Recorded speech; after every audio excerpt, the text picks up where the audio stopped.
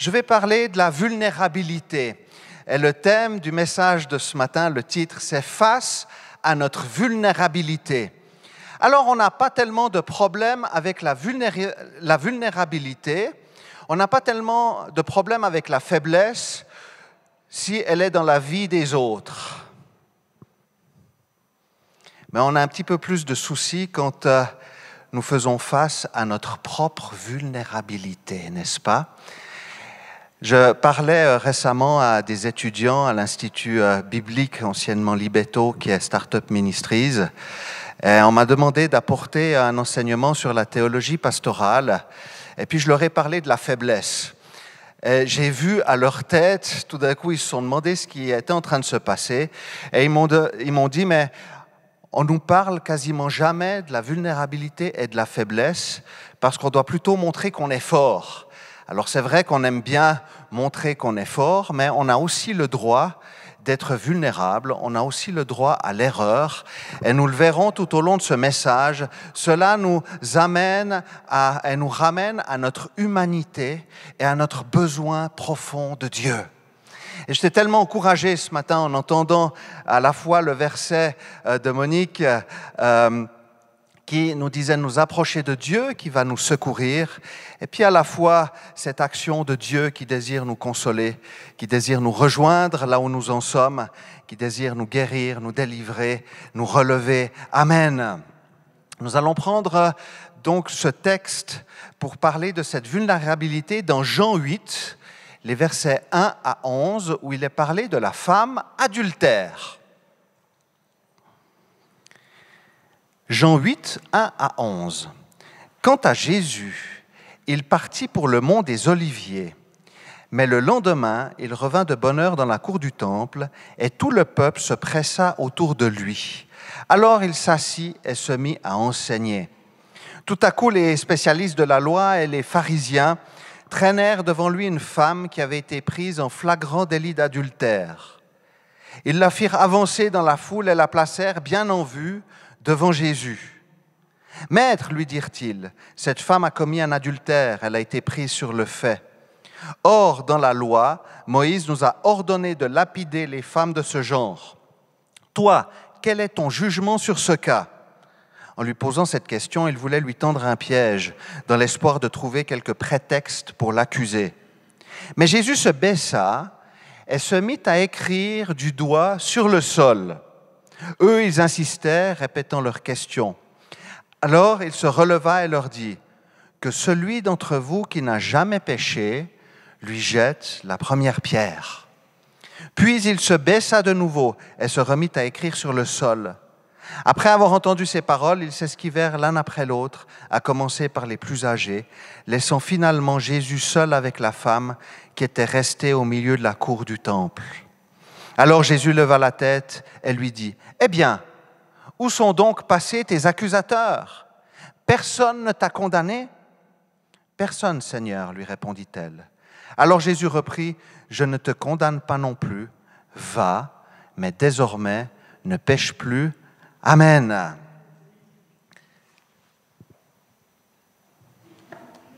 Oups, je renverse tout. Ce texte est assez fort, ce texte est assez poignant. Je ne sais pas si on arrive à s'imaginer la scène. Vous avez Jésus qui est en train de monter au temple. Il y a la foule qui est là et Jésus va s'asseoir vers le temple et va commencer à enseigner. Et tout d'un coup, il y a du tumulte. Les religieux viennent placer bien en vue devant Jésus une femme accusée d'adultère. Et c'est quelque chose de littéralement violent. Imaginez-vous si on était là, ici, assemblés, là, aujourd'hui, et que des personnes arrivaient comme ça en jetant une femme devant nous en disant « Cette femme a commis l'adultère. » Quelle désolation et quelle humiliation pour cette femme! La femme est dans une situation de vulnérabilité extrême. Elle se retrouve face à ses accusateurs, seule et exhibée devant tout le monde. Comme vous le savez certainement, et c'est un secret pour personne, l'adultère ne se pratique pas seul. Et on peut se demander où se trouvait l'homme avec lequel elle trompait son mari ou son fiancé. S'était-il enfui? Ou cela souligne-t-il l'inégalité de traitement et le machisme des accusateurs qui ne s'intéressaient qu'à la femme? Il semble que les pharisiens et les religieux étaient plus scrupuleux de piéger Jésus que de rendre une justice équitable et impartiale.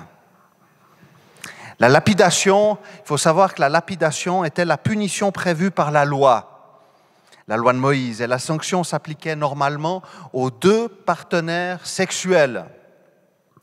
La femme adultère est exposée à la merci de tous, tel un objet de honte. Mais elle se retrouve aussi devant Jésus.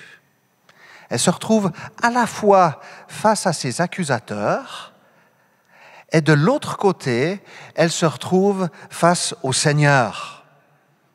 Et alors qu'elle ne s'en rend pas compte sur le moment, c'est le meilleur endroit où elle puisse se trouver. Comprenez-moi bien, pas devant ses accusateurs, mais devant Jésus. Et le contraste est tellement fort dans ce texte, alors qu'elle est à la merci de tous, elle se retrouve avec le Seigneur. Jésus, lui, allait auprès des vulnérables, des laissés pour compte et se laissait approcher par eux. Nous avons quantité d'exemples de personnes vulnérables dans la Bible et je vais commencer depuis la Genèse jusqu'à l'Apocalypse où nous avons à peu près 12 428 personnes vulnérables. C'est bien entendu une blague. Nous avons la femme à la perte de sang, je vais prendre quelques exemples du Nouveau Testament, la femme à la perte de sang qui était dans une vulnérabilité extrême. Elle était mise au banc de la société parce que considérée comme impure. Elle entend que Jésus va passer par ici parce qu'il enseigne, parce qu'il guérit les malades. Elle va braver la foule. Alors cette foule de laquelle elle n'a pas le droit de s'approcher, elle va venir littéralement toucher le vêtement de Jésus parce qu'elle est persuadée au fond d'elle que Jésus peut la rejoindre dans sa vulnérabilité. Nous avons d'autres exemples. Nous avons l'aveugle Bartimée. Vous savez, qui est aveugle, qui est au milieu du chemin. Et puis lorsque Jésus et la foule passent, il va dire « Fils de David, aie pitié de moi ». Et Jésus va lui dire « Que veux-tu que je fasse pour toi ?» Mais avant cela, alors qu'il était dans sa vulnérabilité, le peuple était plutôt en train de demander à Bartimée, cet aveugle, de se taire. « Tais-toi !» Le maître a autre chose à faire.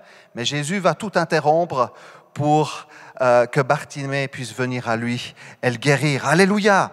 Nous avons aussi Zachée, dont l'Écriture nous parle, qui était de petite taille, qui va monter sur un arbre alors que Jésus est en train d'enseigner. Il faut savoir que Zachée est un collecteur d'impôts, il est à la solde des Romains, il est considéré comme un voleur. Et Jésus va lui dire, Zachée, aujourd'hui, je vais aller manger chez toi. Mais comment est-ce que Jésus a cette idée d'aller manger chez Zachée, qui est très vulnérable, qui est très faible? Personne ne veut de lui, mais Jésus décide d'aller manger chez lui. Et nous voyons aussi dans ces textes que Zachée va être profondément bouleversé par sa rencontre avec le Seigneur et un changement va s'opérer dans sa vie. Il y a aussi le paralytique qui, malgré la foule, va être descendu par le toit, par ses amis. Et puis là aussi, il est vulnérable, il est paralytique. Mais ce qui est incroyable, c'est que Jésus va d'abord lui dire « tes péchés te sont pardonnés », au scandale de tous. Parce que sa vulnérabilité n'est pas simplement extérieure, mais elle est aussi intérieure. Et c'est là où Jésus désire nous rejoindre aussi, nous, ce matin et aujourd'hui, alléluia, en touchant notre cœur. Il peut toucher nos corps, alléluia, et on priera aussi tout à l'heure pour cela.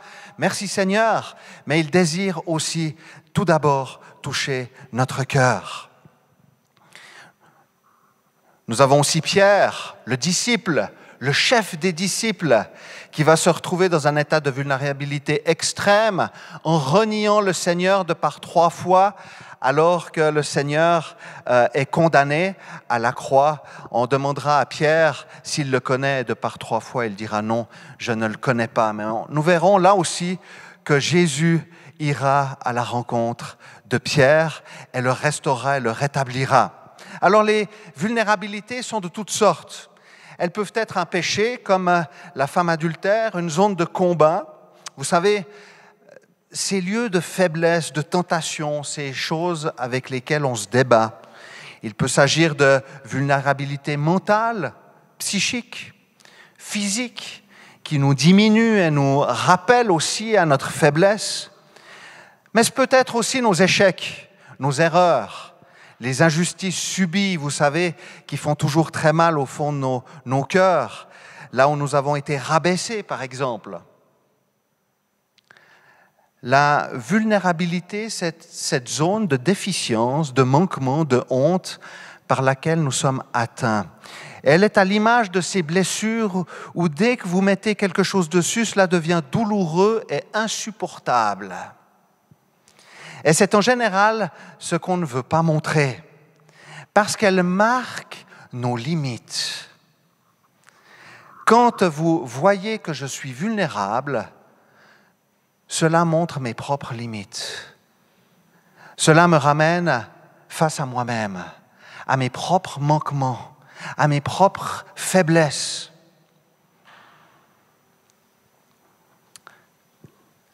On n'aime pas la vulnérabilité parce qu'elle est susceptible de révéler nos erreurs, là où on s'est trompé, là où nous n'avons pas été à la hauteur de ce qu'on attendait de nous. Et la femme est à terre. Littéralement, peut-on s'imaginer qu'elle est en face de la mort? Elle n'a pas seulement péché, elle est exposée publiquement, humiliée. Sa réputation et celle de sa famille sont définitivement compromises. Elle se retrouve devant Jésus, lui qui est toujours à la bonne hauteur. Et si vous regardez attentivement le texte, nous voyons que les détails sont parlants. Parce que Jésus commence par être assis, il enseigne la foule, elle est autour de lui, les pharisiens le confrontent et il est à leur hauteur parce qu'il nous a dit qu'ensuite il se baisse pour être à la hauteur de la femme. Alors je ne sais pas s'il baisse son regard ou s'il se baisse, mais en tout cas, il fait face aux accusateurs de la femme. Jésus est toujours à la bonne hauteur. Lorsque les pharisiens insistent dans leur questionnement, et ils veulent bien piéger et accuser Jésus, il va leur faire face, et les confronter d'une juste manière, et va les remettre face à eux-mêmes, à leur autosuffisance et à leur propre vulnérabilité.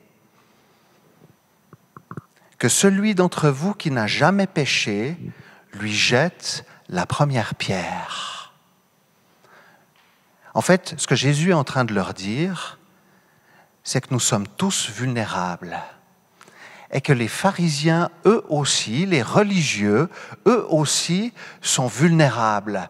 Sous leurs airs de grands docteurs de la loi, eux aussi ont leur zone de combat, leur faiblesse et ont besoin de la grâce de Jésus. Et nous verrons que Jésus, dans l'Évangile, est toujours en train de résister aux pharisiens. Parce qu'ils ne veulent pas reconnaître que Jésus est celui qui est l'envoyé de Dieu et qui peut répondre à leurs besoins. Ils ont l'illusion d'invulnérabilité. Mais que vont-ils faire?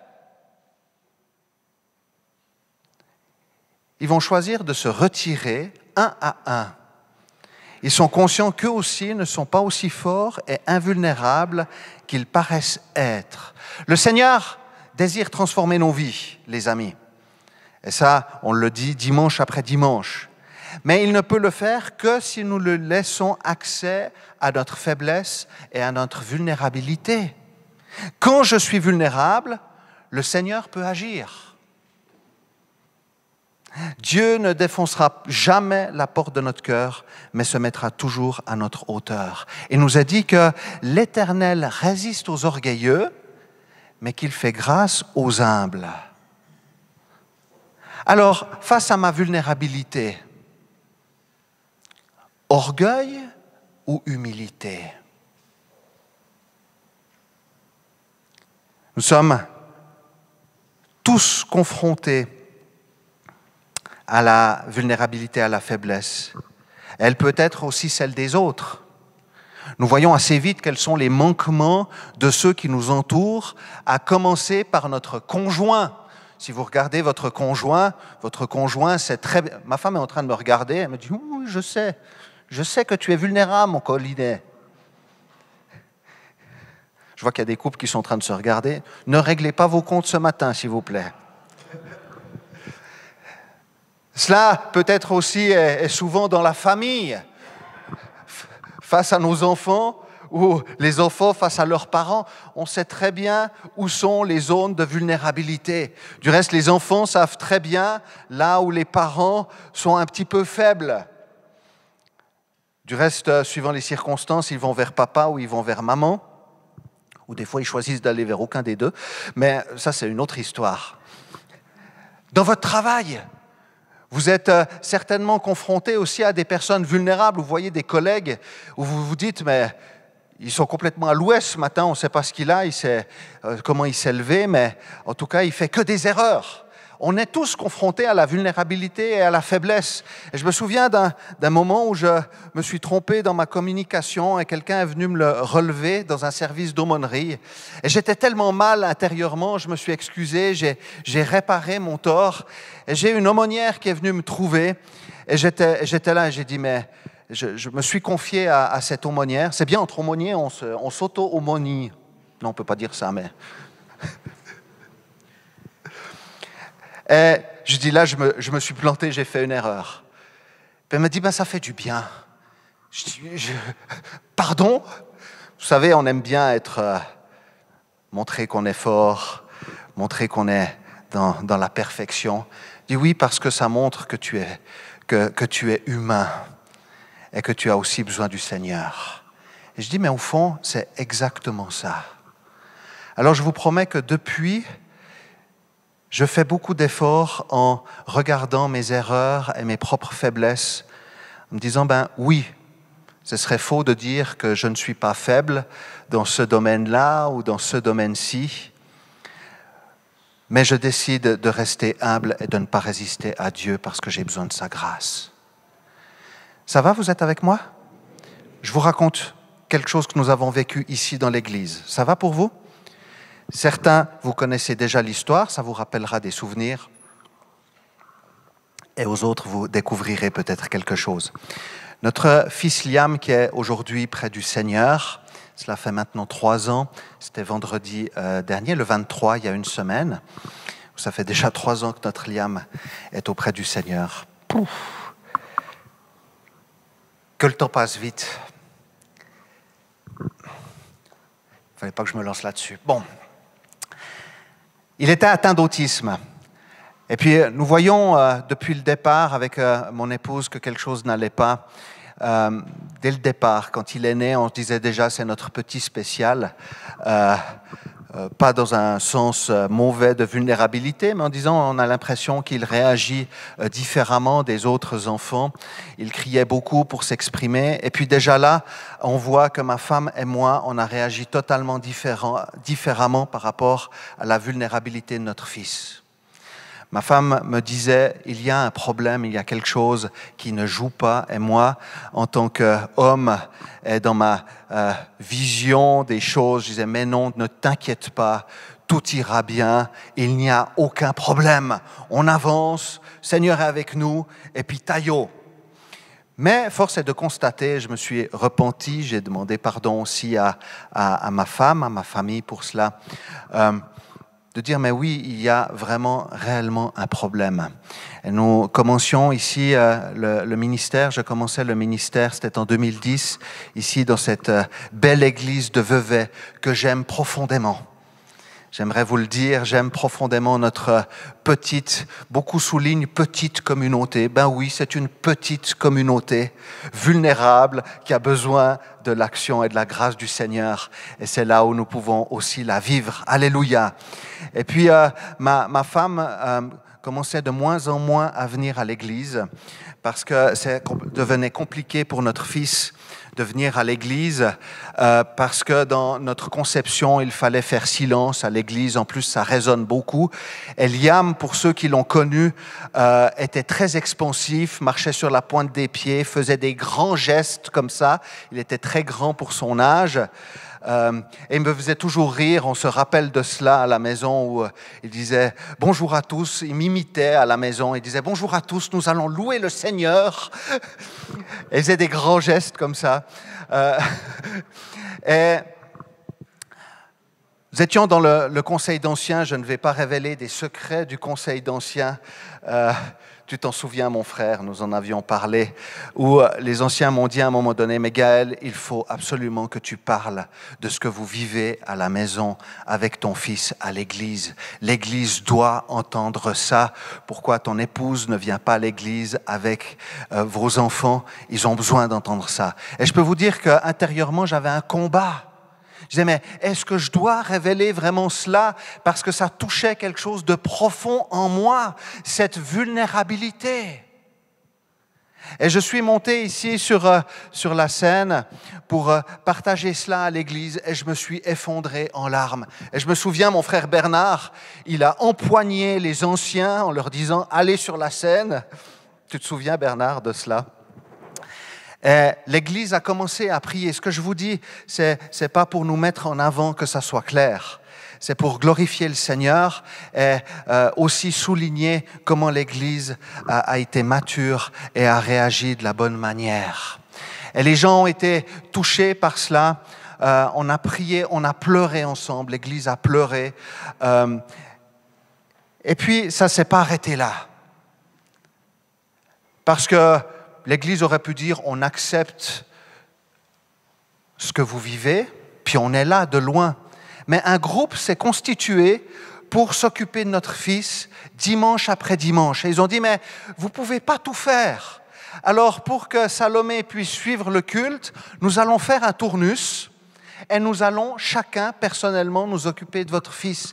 Et nous avons plusieurs personnes qui sont encore ici aujourd'hui et on ne vous remerciera jamais assez d'avoir été là.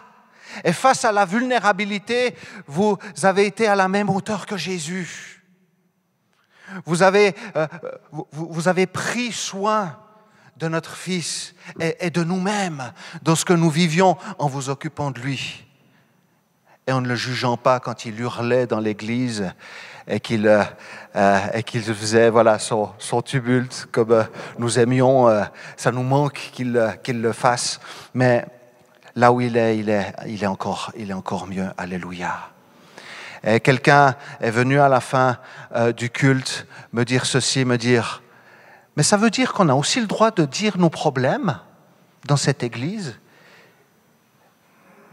Et c'est là où je me suis rendu compte que c'était aussi quelque chose de fort, que d'oser d'être vulnérable. Alors on verra, il n'y a pas besoin d'être vulnérable devant tout le monde, aller dehors et puis crier votre liste de péchés ou votre liste de maladies. Ce n'est pas du tout de cela dont il s'agit, vous avez certainement bien compris. Mais c'est oser être authentique et vrai. On est tous dans la même barque, pour ne pas dire dans la même galère, et nous avons tous besoin que Jésus soit à notre hauteur. Alléluia.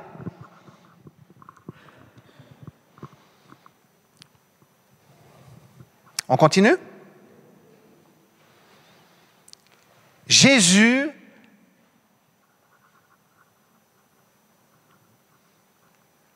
est à la même hauteur que la femme. Juste une interpellation aussi pour nous ce matin. Les vulnérabilités, les faiblesses chez les autres nous ramènent souvent aussi à nos propres limitations, à notre propre vulnérabilité. Mais dans quelle position sommes-nous face à notre famille, face à nos conjoints, face à nos enfants, face à nos collègues, face à nos amis? À quelle hauteur sommes-nous? Est-ce que nous sommes à la hauteur des religieux et des pharisiens en regardant de haut, ou est-ce que nous sommes à la hauteur de Jésus? Parce que Jésus, c'est bien là où il se trouve, à la hauteur de la femme. Et ce qui est juste incroyable, c'est que Jésus va se mettre à écrire sur le sol. Alors, on aimerait bien être une mouche à l'époque pour voir ce que Jésus écrivait. Mais d'après une ancienne interprétation de l'Église, il aurait pu écrire une citation du prophète Jérémie, 17 à 13. « Ceux qui se détournent de moi vont à leur perte, parce qu'ils ont abandonné la source des eaux vives, qu'est l'Éternel. » Fort, n'est-ce pas? Je relis. « Ceux qui se détournent de moi vont à leur perte parce qu'ils ont abandonné la source des eaux vives qu'est l'Éternel. » Le doigt de Dieu. Et je veux juste m'arrêter quelques minutes là-dessus. Parce que les religieux s'appuient sur la loi de Moïse pour essayer de piéger Jésus en condamnant la femme. Et cette loi est écrite du doigt de Dieu. La loi de Moïse, au tout début, est écrite vient de Dieu lui-même. Exode 32, 16 dit ceci, « Ces tablettes étaient l'œuvre de Dieu et l'écriture était celle de Dieu gravée sur ces tables. » Est-ce que Jésus était en train d'écrire la loi de Moïse sur le sol? Je ne crois pas. Est-ce qu'il était en train d'écrire les péchés de tous les pharisiens présents? Je ne suis pas sûr. Mais Jésus est Dieu. Et c'est intéressant de voir avec ce doigt, à la fois il y a ce doigt de Dieu qui a écrit la loi, et à la fois Jésus qui était en train d'écrire sur ce sol, et qui est venu non pour abolir la loi, mais pour l'accomplir. Et son plein accomplissement et sa réalisation passent par son amour et son sacrifice à la croix. Lui qui a dit dans Jean 13, 35, « Je vous donne un commandement nouveau, aimez-vous les uns les autres. Oui, comme je vous ai aimé, aimez-vous les uns les autres. » Jésus, dans son humanité, avait tous les aspects de la vulnérabilité qui nous caractérise, mais sans jamais pécher. Nos vulnérabilités nous rendent Jésus indispensable. Vous avez le droit de dire Amen, si jamais. Je ne vous jetterai pas de pierre.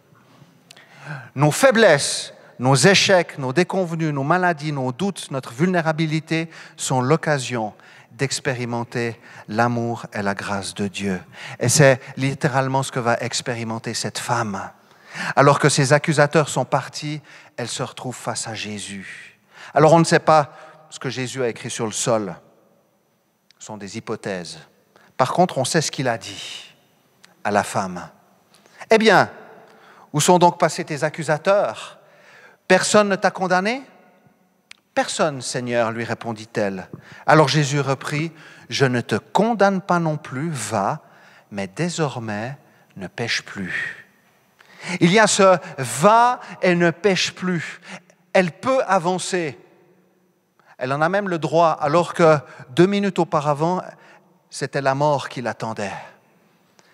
Tout d'un coup, Jésus, qui est à sa hauteur, lui dit « Tu as le droit d'avancer, mais pas n'importe comment, en comptant sur ma grâce. C'est pour la liberté que Jésus t'a libéré. Ne te remets pas sous le poids de l'esclavage et du péché. Il l'envoie libre. Parce que je peux tout par celui qui me fortifie. » Et Jésus désire te donner aussi ce matin cette parole de relèvement, de restauration, de pardon et d'avenir possible. Il pardonne, relève et il restaure. Alors tant que nous sommes sur cette terre, frères et sœurs, et j'arrive gentiment à la fin, nous sommes soumis à la vulnérabilité. Et c'est tant mieux. Et c'est tant mieux. Parce qu'elle nous demande constamment de nous en remettre à Dieu, à son amour et à sa grâce. Il est impossible que toute vulnérabilité, que toute faiblesse disparaisse. Mais l'enjeu pour nous, c'est d'accepter nos limites et de ne pas résister. Je ne désire pas être un orgueilleux où je dis non, je cache le caca au chat, poliment, comme on dit. mais je reconnais que j'ai besoin de cette grâce et de cet amour de Jésus. Alors,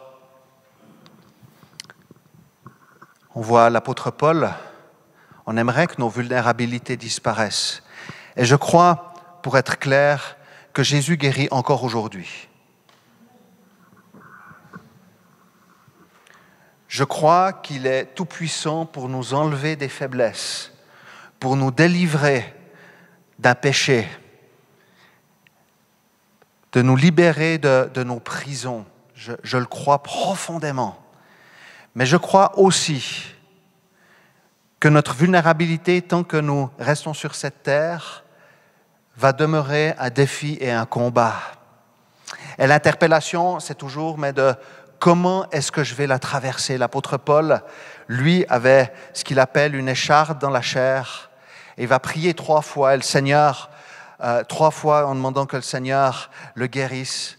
Et le Seigneur lui dira, ma grâce te suffit, car ma puissance s'accomplit dans la faiblesse. 2 Corinthiens 12, 9. Cette maladie lui rappelle constamment son besoin de dépendre et de compter sur Dieu. Il dira même qu'il n'a pas honte de sa vulnérabilité. Alors, soyons équilibrés, frères et sœurs. D'un côté, le Seigneur peut nous libérer, puis d'un autre côté, il est avec nous et à la bonne hauteur pour que nous traversions lorsque nous vivons des choses difficiles et que nous devons endurer. Je terminerai en disant qu'un étudiant d'école biblique m'a demandé quand est-ce qu'on peut montrer qu'on est vulnérable ou partager nos faiblesses. C'est une bonne question, n'est-ce pas? Bon, c'est un étudiant biblique aussi. Alors, il y a des moments ou des lieux de sécurité où on peut le faire, mais notre vulnérabilité peut se voir. Et le défi est d'apprendre à ne pas en avoir honte, parce qu'elle me ramène à mon humanité et mon besoin constant du divin dans la vie. Alors peut-être que tu as besoin de partager ta vulnérabilité ce matin. Il y aura 2 personnes qui se tiennent là, comme tous les dimanches, pour prier avec toi, sans jugement, pour aller devant le trône de la grâce, pour demander d'être secourus dans nos besoins. Et face à notre vulnérabilité, dans notre quotidien, il n'y a pas beaucoup de place pour elle, à l'échec, à la maladie, aux faiblesses. Mais dans cette vulnérabilité, Jésus est à notre hauteur et il nous accompagne. Amen. Amen.